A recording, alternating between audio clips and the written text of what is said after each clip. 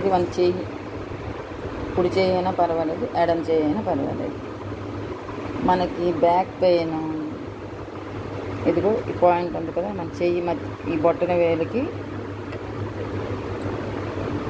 ఈ వేలికి మధ్యలో ఉండే ఈ సరిగ్గా ఇదే పాయింట్ని ఇక్కడ ఒక పెన్నుతో కానీ, లేదా మనకి పెన్ అయితే స్మూత్గా ఉంటుంది, అది కూడా ముళ్ళు వైపు కాదు, వెనక భాగం నుంచి, లేదా చేతితో అయినా సరే ఇలా నొక్కడం వల్ల మనకి బ్యాక్ పెయిన్ తగ్గుతుంది, పంటి నొప్పి తగ్గుతుంది. నెక్స్ట్ మనకి బాడీలో మ్యాక్సిమం పార్ట్స్ ఉన్న నొప్పులకి ఇదే పాయింట్ తగ్గుతుంది. నెక్స్ట్ మనకి ఇక్కడ పొట్టలో నొప్పి వస్తే ఈ భాగంలో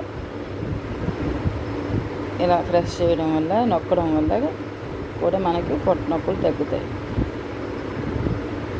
తల నొప్పి వచ్చినప్పుడు, తల తిరుగుతున్నట్టు అనిపించినప్పుడు ఇదిగో ఈ భాగంలో చెయ్యి ఉంది కదా, మనం గాజులు వేసుకునే చోట, ఆడవాళ్ళకైతే గాజులు, మామూలు వాళ్ళకైతే వాచే కట్టుకుని ఇక్కడ ప్రెస్ చేయాలి.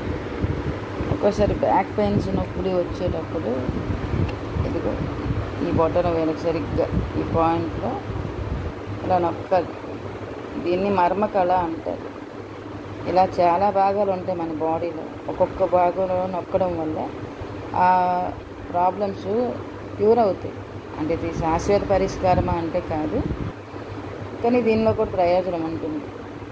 మనము మెడిసిన్ వాడుతాం అన్నీ, దానితో పాటు ఇవి చేయడం వల్ల కూడా మనకి ఇవి ఉంటాయి కదా, ప్రతి ఒక్క పాయింట్స్ ప్రతి ఒక్క ఉంటుంది.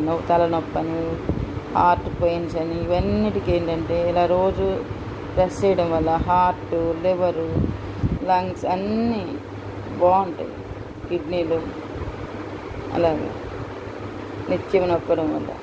నెక్స్ట్ ఇప్పుడు మధ్యవేలు ఉందిగా, చెయ్యికి మధ్యవేలు సరిగ్గా పాయింట్ ఇదిగో మనకి బ్యాక్ పెయిన్ వచ్చినప్పుడు మనం ఏం చేస్తాం, నడుము నొక్కుతాం.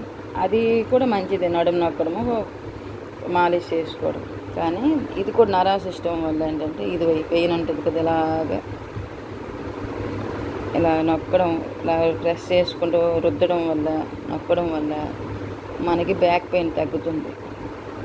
మనకి విపరీతమైన బ్యాక్ పెయిన్ అయినప్పుడు ఈ ఉంటుంది కదా శనగ పిక్కలు, అవి కూడా నార్మల్ ప్యాటర్నే కాదు, కొమ్ము శనగలు ఉంటాయి. ఆ కొమ్ము శనగల్ని ఇక్కడ ఒకటి పెట్టి దానికి ఒక ప్లాస్టర్, మన దగ్గర ఉంటాయి కదా ప్లాస్టర్స్, మనము కరెంటు వైర్లకి వాటికి పెడతాం. ఆ ప్లాస్టర్ వేస్తే సరిపోతుంది. ఆ ప్లాస్టర్ వేసేసి మనం పగలైనా సరే, నైట్ అయినా సరే, నైట్ అయితే మనకి బెస్ట్, నిద్రపోతాం కాబట్టి అలా వదిలేస్తే ఒక 2-3 డేస్లో మనకి బ్యాక్ పెయిన్ తగ్గిపోతుంది.